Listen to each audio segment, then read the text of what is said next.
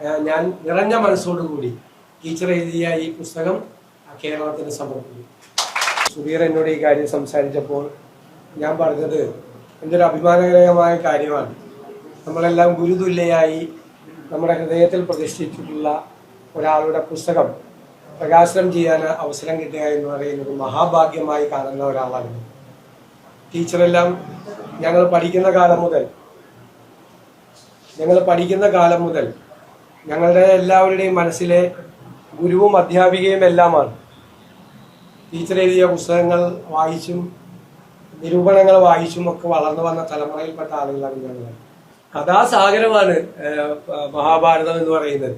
എഴുതിയാലും തീരാത്ത കഥാപാത്രങ്ങളെ സംബന്ധിച്ച വ്യക്തമായ ഓരോ കാഴ്ചപ്പാട് ഉള്ള ഇതാണ്. അപ്പോൾ ടീച്ചറെ സംബന്ധിച്ചിടത്തോളമുള്ള ഏറ്റവും കൂടുതൽ മഹാഭാരതത്തെക്കുറിച്ച് അവഗാഹമുള്ള ഒരാൾ